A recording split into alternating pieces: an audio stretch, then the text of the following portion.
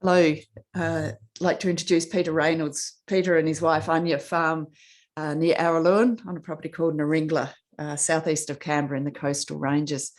So Peter's here with us this morning to talk about how he farms. And Peter, would you like to start with a few of the logistics around your property, please? Yeah, so we're about 30 k's in from the from the coast. Our lowest point's 120 meters. Our highest point's 250. So it's fairly hilly. So we graze 300 cows at the moment, which is down from our usual number, given the fire season that we'd had recently.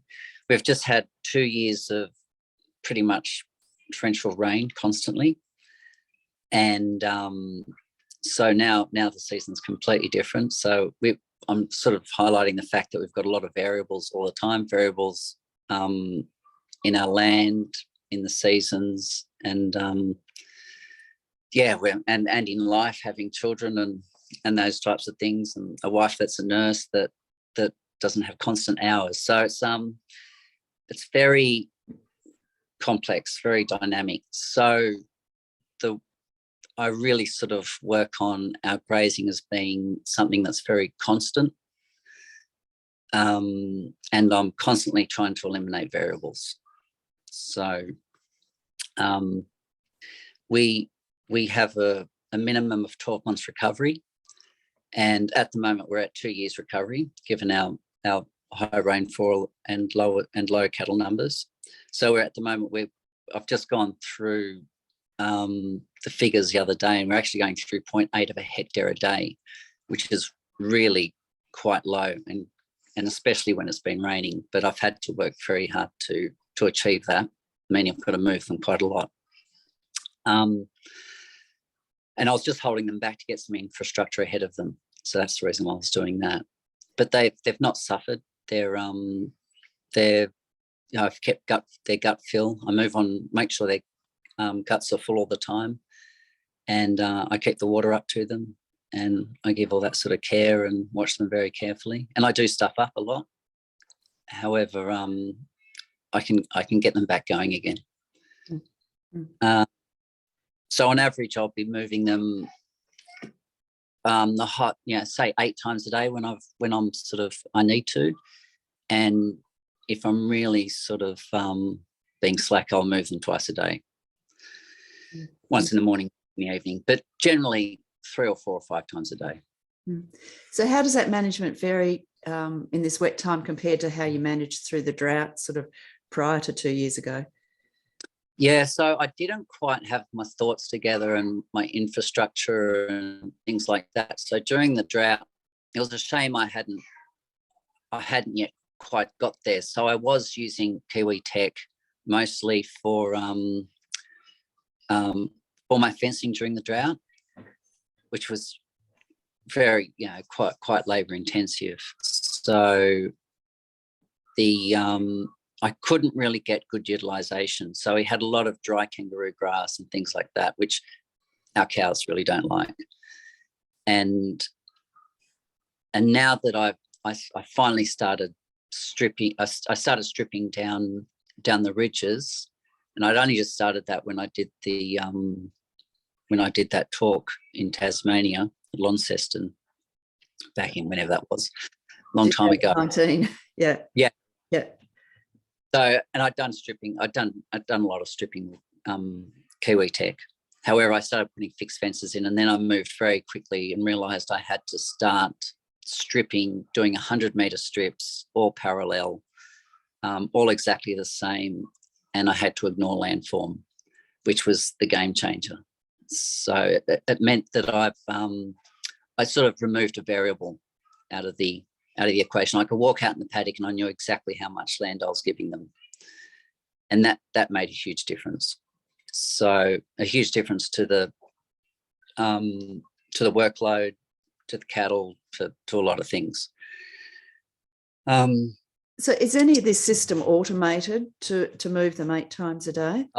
So yeah, so my I really don't like the cold. So this so so I did not like getting up and moving them at 6 o'clock in the morning, especially during winter. So I had to come up with a way of having them move by themselves. And so I one evening I had to. It seems to be always the way, but innovation sort of happens under pressure. And so I built this automatic gate to lift the poly wire with by using the batch latches. And yeah, so since then I've refined that system, and I can set up a whole day's grazing with using 3 or 4 of those, or 5 of them.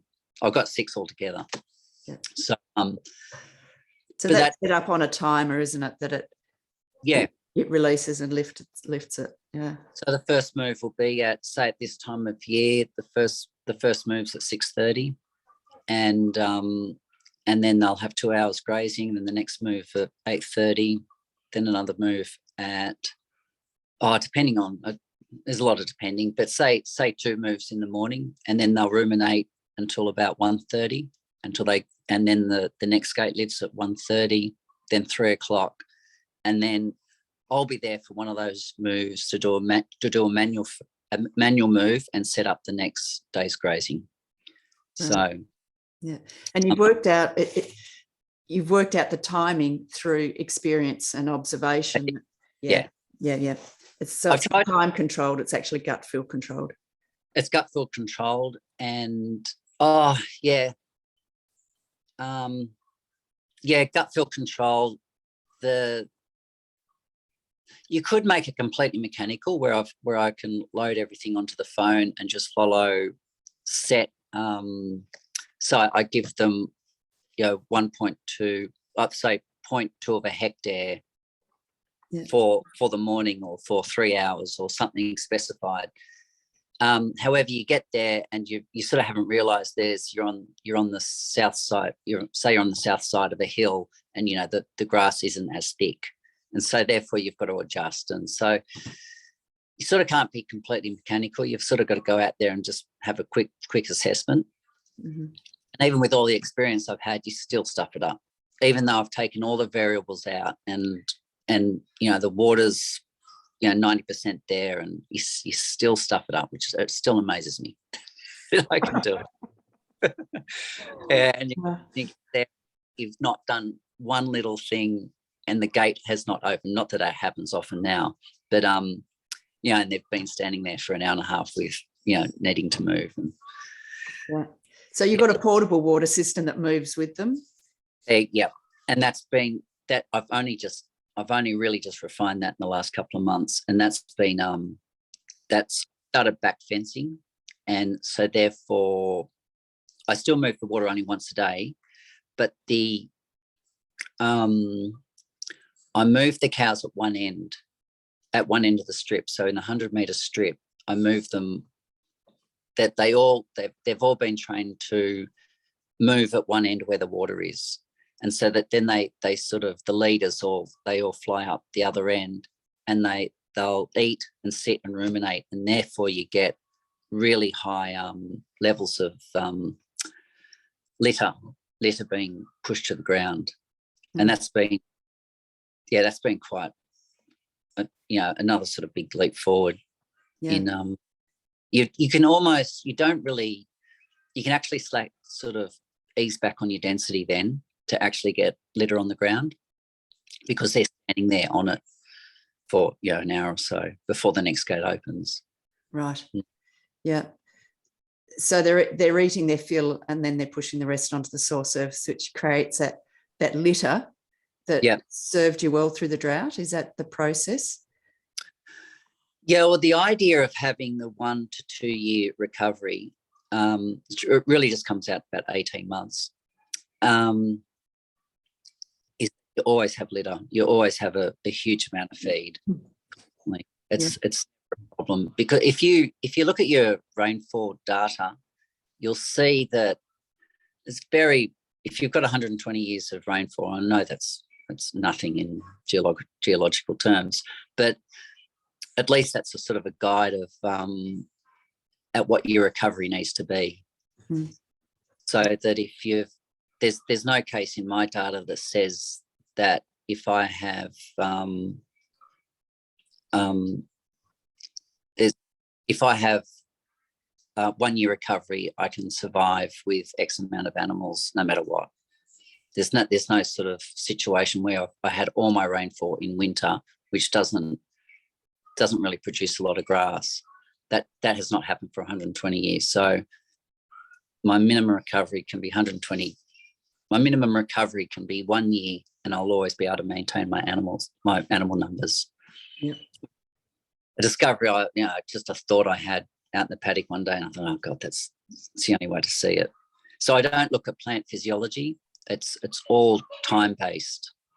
So I don't go, oh, that plant, is 3 leaf, blah blah blah blah. I don't look at any of that. I just look at time. Right. And which I think is the only thing you can do. I don't think we know enough to look at a plant and go, oh yeah, that needs a graze. It's to look back at that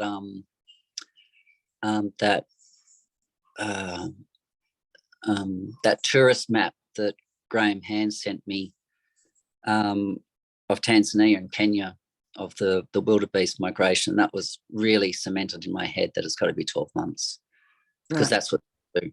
And I asked a Kenyan the other day that was down staying at Mum's, and I asked him, does all the he actually has an ecology mate, which he's going to get back to me, do all the animals graze together in that migration? And he thought they did. So every plant gets 12 months recovery. And it's likely, thinking about this a lot, it's likely that at each day of the year, they're probably in a very similar area to where they were the year before. So every piece of land is at the same time the previous year is probably being treated by the same animals even. So, and you see that in other species as well, these patterns. I mean, we do it. We're all pattern oriented type animals. So yes, it's habitual. We're always looking for the easiest path. Yeah. And so we've got to be doing what we did last year and what we did last time. So none of this mixed up business drives me crazy. I don't think it's real. And I think it's same thing all year, every day. The whole of nature is based on patterns, isn't it? So it is. It's makes sense that humans are pattern focused as well, or Yeah. oriented. Yeah. So what moved you towards this system of farming with these long recoveries? What was it that prompted you to go in that direction? Well, running out of grass all the time. So we started out in 2000. I came across Alan Savory's work in 1996, and then had the opportunity in 99 to mob up. That was a disaster. Biblical proportions. Putting everything in one mob. Yeah. We had sheep and everything. It was just stupid. It was actually the cattle were fine. It was the sheep.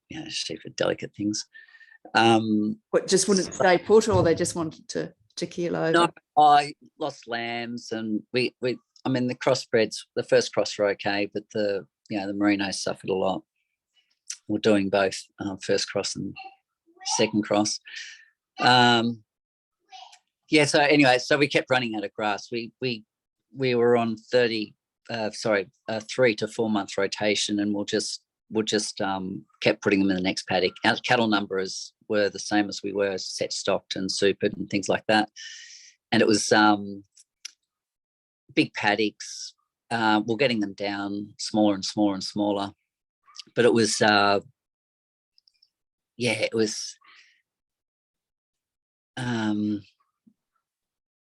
grass just did not have the time to recover. There's no way a plant can recover within 20 days or 90 days or 120 days or 200. It's just, you can look out there now and you can see, I'm looking at grass there that's being recovered for 4 months, and most people say, oh, it's ready for a graze. But if you were to dig down, there's not old decaying litter, which is what I think you need. It's not. There's it just needs that 12 months. And in the year where you don't have a season like this, you need to have that 12 months. So, God, I've lost my train of thought. Where were we? It was what brought you to change. Yeah, that's right. Yeah. So it was. So then, when Dad left in 2014, I started selling cattle, and it was that was badly done again. But anyway, I got the numbers down. I went to 6-month recovery, and we'd got a little bit of rain in that time. But that just told me that if that can happen once, it'll happen again. So I just knew 6 months straight away was never going to be enough. So then I stretched it out to 9 months by just holding them back and getting them more and more dense and utilising more pasture. And 9 months didn't work, and eventually I got to 12 months. And then I thought, oh, fantastic, I'm there. I brought on some agistment cattle, a lot of agistment cattle, and that was a disaster again. And I brought it all back to zero within about 6 months. So again, I got rid of all those adjustment cattle, started again, and basically did the same thing. Got to a point where I'd got to 12 months recovery, had a heap of grass ahead of me, and then sort of got a little bit ahead of myself with cattle numbers, brought on a few more adjustment cows, and then lost all that pasture again. I couldn't give it enough time to I couldn't give it that 12 months recovery. So then as the fires sort of came along and we missed a few seasons here and there, I did have the grass, but I just could not get them to eat it. They'd stand there and just about die before they'd eat kangaroo grass. That's pretty much all I had left. But I still had great ground cover. So that's when I started stripping. I started stripping, sort of about 12 months before those bad years. And I just didn't have the time to get the rest of the infrastructure in. But I really cemented in my head that they need to be stripped and they need to be grazed at the highest density you can achieve with the time that you've got. Mm-hmm. And that it just puts them in a little bit of a state of, I've been thinking desperation, but I thought this morning, no, I'll use the word gratitude because it's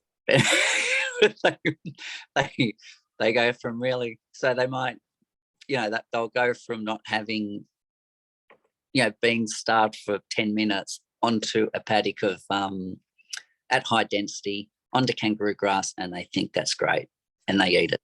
So and they do well. I've just grazed all around my neighbour's house a month ago, 3 weeks ago, and that was all kangaroo grass, and they happily ate it to just about to dirt. And it was that back fencing helped. They stood there, they ate it. They didn't have an opportunity to walk back under a tree. They just sat there and they ate it. And they were really quite happy. It's So that's how that's sort of the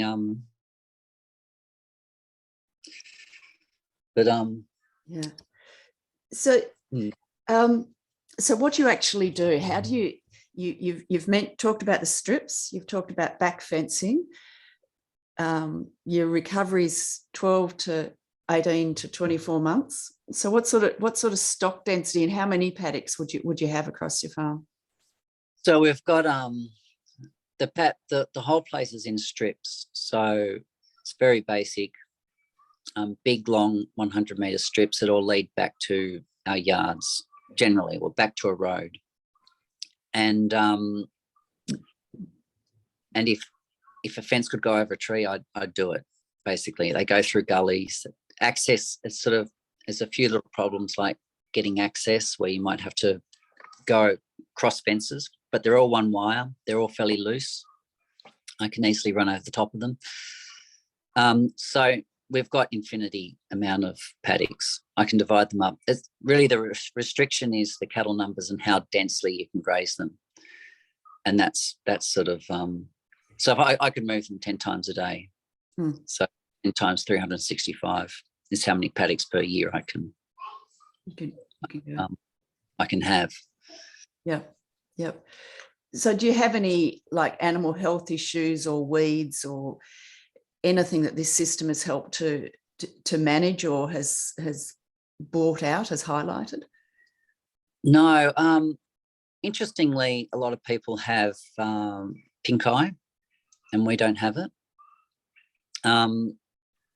So some guys have spread their cattle out and they've done that type of stuff. I know of a person that's treated their mob with antibiotics, and we have none of that. Even though they're grazed at high density, we've got no health problems.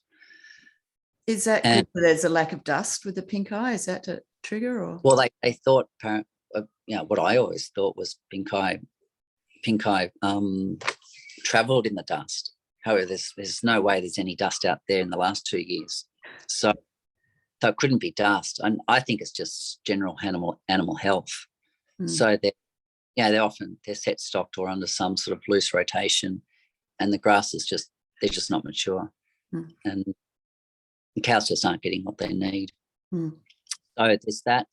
The weed situation of the love grass was let go in around 2007, and I got back in 2011. And there's been 3 events where I've stuffed up and I've caused huge germination of love grass. So that was the times when I had wiped out. I got to 12 months recovery, and then I'd overstocked, and I had cattle standing out there amongst it, and you could see that compaction or that whatever it was germinate a lot more love grass. So love grass is I think the long recovery has certainly stopped germination. And if I can stop cows standing on ground, I get them moved on all the time. And the back fencing is obviously helping with that. I won't get that. I won't get that love grass keep on germinating. So that's yet to be seen. So the back fencing, that's what's actually got me started, because I was out there one day and I thought, oh, well, I should have them just stand here on this love grass. And I let them stand there for 40 minutes and came back, and then had them stand in the next section, and they were at about 2,000 cows per hectare. And thus they were full. I'm happy they're standing, chewing their cud.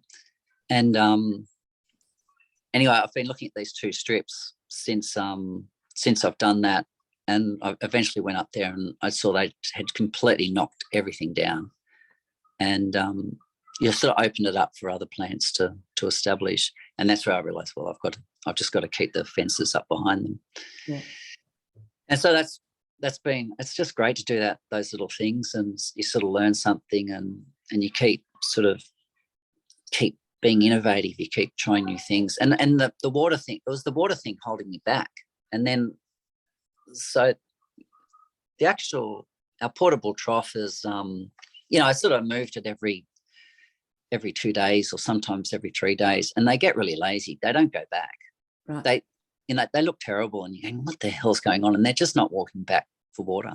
Yeah. They're just, I don't know, it's the hills, or they're just soft or what. But but once I started moving the water once a day up behind them, they'll just they always just stay full of water and happy, and they utilize a lot more. And that system with the pipe on top of the ground, I've got 200-metre pipe of 25 mil blue line, PN16, and I'd actually next time get PN25. It's just got less chance of kinking, and I just drag that across the top of the ground, and it's surprisingly been fine. And I use cam locks at each end. Yep. And it's quite easy. It sort of takes me an extra 10 minutes to move the trough and drag the pipe up. It just takes a little bit of thinking, And then, yeah, I'm a bit sort of, I should have done it years ago type thing. So it's a sled type of trough that you just tow behind the bike? Yep. Yeah. And it's light. It's tough enough to cop an absolute, if the cattle run out of water and they give it can cop quite a pizzling without being destroyed. Yeah. And light enough for the quad I can nearly pull it. And I'm a little guy, so yeah, it's that light. But yeah, it's heavy enough and holds enough water for it not to tip over. So we've just somehow struck the balance, really sort of fluked it. Yeah. Cool. So barriers to adoption have been historically fencing and water, haven't they? So sounds like you've overcome both of those, and it's becoming more convenient, would you say? Yeah, it's really simple. I could probably walk on someone else's place and just see exactly what needs to be done. Just go, and I've got a set of rules on how to fence and where to put the water. Yeah. And I've actually just dropped a rule. I had a rule that you'd fence generally parallel to creeks, but I've sort of dropped that now that I'm back fencing. It's actually okay to fence up a hill because you've got that fence behind them. All electricity to go by your roads, or your pipeline electricity if you're using mains. I'd probably now go portable electricity on a trailer, but I'd get the biggest energizer you can get for our size anyway. But if you got 200 acres or 100 acres, say, I'd still get 25 joule energizer. I wouldn't muck around with anything smaller. Yep. And get it on a trailer. Those sort of infrastructure things.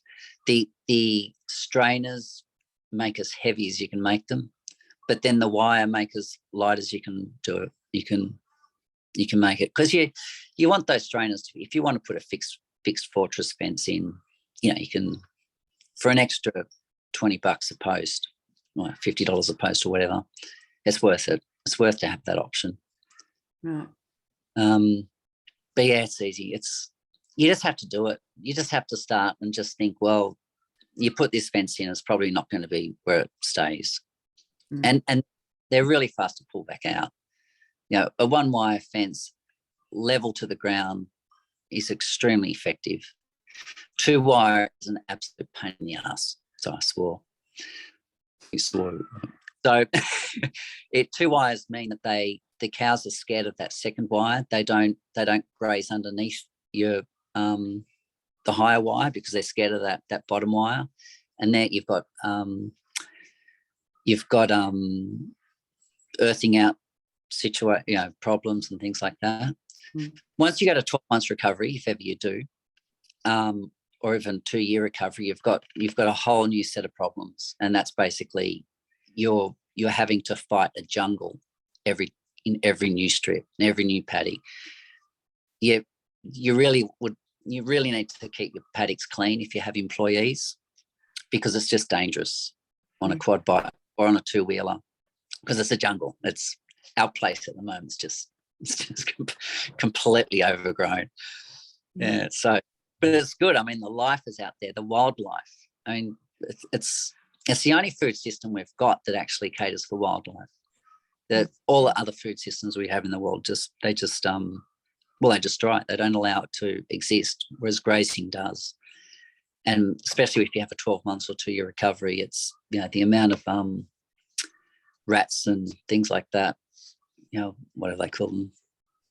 Yeah, the bush rats, and all those other things. Yeah, all the birds and butterflies you see across grasslands. It's just phenomenal. You just don't see it. Unbelievable. A system that doesn't have that recovery. The quails, the amount of quails we've got. We're probably in quails out there. So have you had to choose a different type of cattle? Have you got the same type of cattle now that you had when you started this high density style of grazing? No, I still have the same. They're okay. Not, yeah, they're the cows are tough. That's the toughest bit. Is the toughest bit's finding bulls, having bulls that actually survive. They don't break down because they're set stock most of the year, and then they're thrown in for six to 8 weeks, and they really suffer. And From just being pushed up closer. No, no, not the closeness. It's just because they go from a set stock situation, I'm probably managing them just as I do with the cows, or I'm sort of got in my head of figuring out how to run the bulls with pregnant cows. Mm. So that's my thinking there. So their rumen is the issue. Sorry? Their rumen is the issue, like to shift across. That can happen soon enough. It's probably more so they need to be bred here. Okay. So to buy bulls from outside, I know my cousin Tim, he just breeds all his own bulls, and they're the toughest things around. Mm. And they're fertile. Mm. They borrowed one of his bulls this last time, and I've got mine, a few others that he's kept they might not look like what the best bulls that Johan sort of puts up on his websites and things, but Johan Seatsman, that is. But at least they're fertile, at least they're tough, and they won't break down. Mm. And that's the toughest thing I've got at the moment. So this next October, I'll be November. I'll be I'm looking to AI to get some bulls that are just born here and bred here. Yeah. Cool. So how do you actually plan your grazing? Do you use a chart? What's the process that you go through with budgeting feed? And just doesn't sound like a lack of feed is the issue. But so as long as I just keep under that 1.2 hectares a day. Yeah. Well, that's for 2-year recovery. But say for 12, say we miss a season. If we miss if we miss this autumn, and okay, so we've missed this autumn, and I wouldn't, only having 300, I wouldn't really be worried, but I'll just make sure that I can stay under my what would it be, 2.4 hectares per day to make sure I get my month's recovery. But if it's starting to tighten, I'm starting to have to work them and things like that, I then start getting rid of animals. Yep. So, and you just talk to the agent what's making the most money and shift whatever you can shift. Mm. And but so I never a profit. Sorry, doing it at a profit. Yeah, that's right. Yeah, and I wouldn't even get to that point. Like I take on what Gabe Brown says. You really do need to stock for your worst drought, and for that it's 300, 250 or 300 cows. Mm. So how does how does your stocking rate compare with the district average? Low. Yeah, I think I'm just thinking of, I think we're at 6% of everyone else. That's at the moment, because the drought, those dry times knocked a lot of people. But most people would probably here would want to run 450 cows and calves, and we run 250 cows and calves comfortably. Right. Yeah. But their costs are enormous. They're stuff all the time and doing all that sort of rubbish. And it's just, the whole aim of the game is to have the cheapest plant out there, and that's whatever grows. Mm. So, and for us, the main pasture is paspalum, kangaroo grass, and the grass that's really starting to shine through is Paspalum distance. And I can't find anyone else that knows anything about this grass, but it's really dominating. It's moving through the love grass. It's It's a really good ground cover, although being a subtropical native, it's got a very short life of when it's palatable. So it's for about 2 or 3 months. It's only palatable, and it really dries off, and dries off, and they do not touch it.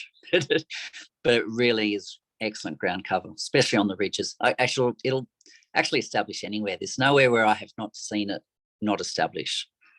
So I mean, it could be a problem. I doubt it.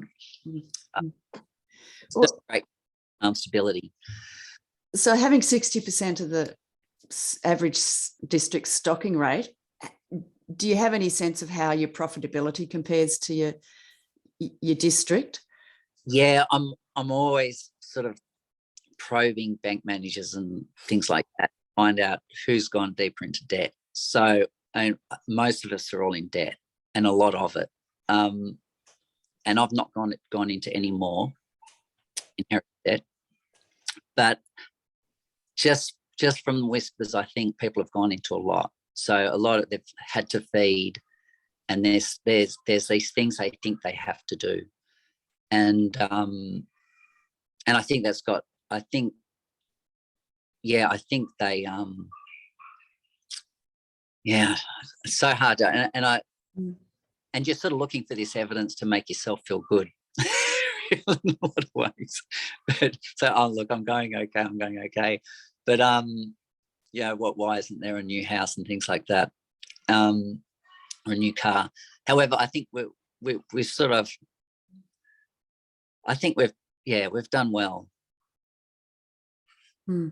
Particularly not having gone into any more debt, and we're servicing it quite well. And I've just got our interest rate down to 3.16, and they really, because I threatened to leave, and they came back, they dropped it and said, "Yep, no, we want to keep you." So I thought, oh, that's interesting, because they've never really liked my. I get the feeling, I've got no idea, but they don't like my style because I don't work the land, or I don't run it hard, or I don't seem to, I don't know, be active, because I just let stuff grow. And I think that's sort of the culture, or it's not seen as that's not the way you make money. The way you make money is to get in there and spray it and chip weeds, or be doing something all the time. Whereas I just don't. I actually think the opposite. I think you sort of you just let the stuff grow. When you are active is when you've got the cattle there at your really mature pasture, and really well recovered pasture, and that's where the work's at. That's your opportunity to sort of make a difference to the ground and to your cattle. And whilst the 99% of the rest of the place just goes completely mayhem with growth and wildlife and all that sort of stuff. So would you have any advice for anybody, given your experience through your transition, for people how to transition in a profitable and convenient way without too much heartache? Yeah, I would probably pay Graham, pay me, pay Gabe Brown a lot of money to come and tell you what to do. That's what I'd do. Straight out. Because the amount of opportunity I've lost it was probably $500,000 since 2014. You just need someone else. You need someone else to bounce off that's had the experience, to know where to put fences, just to hold your hand, But then on the other hand, you don't learn as well if you're not doing it yourself, or you're not solely responsible. So a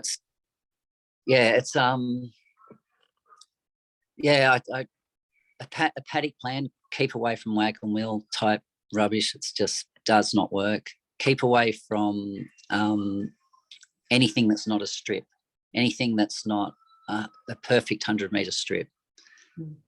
It's just so hard to try and gauge how much grass you're giving them if you want to go down the high density track, which I think is an option if you want to be regenerative. Um, water infrastructure. You've only really got one chance of putting water in, so it's definitely ask for advice there. And I'd certainly just put all blue line in if you're under high pressure like we are. Don't sort of go on the edge of what's actually, one thing I've been thinking about is just leaving pipe on top of the ground, because you're on one recovery, because we are, it gets covered very quickly with grass. And I think wombats and things like that can chew holes in it. But if you've got say PN 12.5 blue line, it takes a fair bit of chewing for wombat to get through it, and better if you can go PN 16. But the initial outlay is quite expensive. But say our hydrants are no more than 500 metres apart, so we only need say 400 metres of above ground hose to supply the movable trough, the portable trough. But a really good plan there. Good, advice there with the water is probably it, because with the fences, you can always chop and change. It's pretty quick to pull those down and put them back up. Mm-hmm. Mm-hmm. I'll get a post driver. So a petrol post driver changed my life. Pneumatic things. No point getting old if you don't get wise, eh? Yeah, exactly. Yeah. $1,600 cheapest chips. Yeah. Best money. And I'm tight, really tight. So when I bought it, I was huge buyer's remorse until I started using it. Everything changed. Life changing. Yeah. So how has it been for you personally and your family to have made this transition to the more intensive? I mean, there's been a reallocation of your labour towards managing cattle rather than, say feeding out or cutting hay, whatnot. Yeah. How's your family feel about it, and how do you feel about it now? I wish before family I'd hooked in and put a lot of this infrastructure in, and I'd have more time for them, because say I've got about 60% of the 70% of the infrastructure in. I wish that was done, because once it's in, it's simple. It's so good. It's I have time, and I'm relaxed, and I know the fences will lift. As soon as you start adding on those extra pressures, you make mistakes. And it's just keeping the pressure off so you can see your opportunities. And I that's why I think the 250 cows and calves maximum numbers is, sure, you're not making huge amounts of money in times like this, but when times get hard, you can see the opportunities because you're under no stress, and you've just got to keep it out of that stress loop, which I'm in at the moment. But I can sort of see light at the end of the tunnel, because I now know my plan. So they're my wife's not, she's German and born in the city, so the amount of variables was a huge shock to her. She just did not understand how you could not move. You could not change the time of when a semi-trailer was going to arrive, or as simple as that. So, and you sort of go, just things like that. So, but now she's great. She gets it, and she understands. She gets that what I do is important, although I'm probably a little bit too intense about it. But but you never get sick of moving the cattle, ever. I mean, maybe that's just me, but I never, even though, I can do it up to 8-10 times a day, I'll still go back there the next day and still enjoy it. Still go, this is really good. So maybe that's a really constant comment that I hear from. Really? I mean, I feel the same about mine. It's just, it's my greatest delight to go out and move them. So, they're mooing at you one second, the next second they're just munching away. It's great. Yes. Yes. Yes. So do you have any other thoughts? Have your neighbours or your peers given you feedback on your process? No. None. Like, it's extraordinary. Land care's never come down. I know they're starting a big project in the creek in at Araluen. Like, nothing. They've not come to see my creeks. None. I mean, our creeks are just so stable. They're collecting so much silt with all the amount of flood water that's gone down our creeks, and they're incredible. Yep. Because I let stuff grow and keep it protected. It's as simple as that. And there's no structures. I've done nothing except let stuff grow, and which is all they need to do. Mm-hmm. But yet they're spending, hundreds of thousands of dollars in the creeks. So I don't get any of that. I think they see my love grass as a bit of an eyesore, and they possibly that could be a thing. But yeah, no. My almond just thinks I'm the best farmer around because he sees everything. He goes, Jesus, he loves it. He's good. It's a good coin. Oh, so I just keep thinking, oh, as long as Woodsy thinks I'm going okay, I'm going okay. Yeah, that's nice. Yeah. But I did write something down. Where is it? I wish I'd started stripping back in the early 2000s. That's for sure, and didn't do the cell type situation. As in the wagon wheel. In the wagon wheel, yeah. Yeah, I just regret not acting sooner on problems. That's you're just hook in and get into it and fix it, because it's usually a lot simpler than what you think. But yeah, I'm more of a thinker than an actual doer. So I will think and not actually do anything. So it's that's all I can think of. Yeah. But certainly looking at your rainfall data and deciding on a recovery don't look at plant physiology, look at time is probably the biggest thing I can think of. You can't cheat time. So with all the everyone's like biochar or all this crap, they're just trying to cheat time, and you can't do it. There's no cheat. You can't, like superphosphate, all of those things. You've just got to let a plant go through its whole cycle. You've got to let them seed. You got to do all those sorts of things. If things don't seed, you're not being regenerative.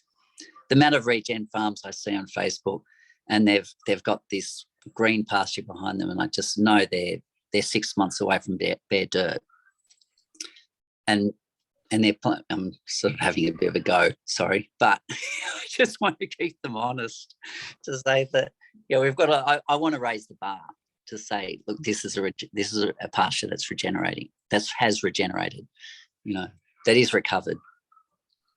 Well, I'm very critical of myself, which is, assuming you're wrong I'm probably indulge in that side of things too much. I should be a little bit more easier on myself, but I do think that's really important. So yeah, if you assume I've always, even though my pastures probably looked great from time to time, I knew that I was running into drought. I only had to miss one season, I was back in drought, so I knew I could not be regenerative that way. So it's just that idea of assuming you're wrong is so powerful. And I don't think enough of us do it. Yeah. Even though we all have self-doubts and we're pretty all hard on ourselves, you sort of it's a really important part of Alan Savory's holistic model, I think. And the testing questions, they're the best things ever. So every I just do it automatic in my head. Go, oh no, that won't work. No. Oh, that's addictive. Oh, this, that financially addictive, or whatever it is. I'm constantly running through my head. Yep. Those testing questions. So. Yeah.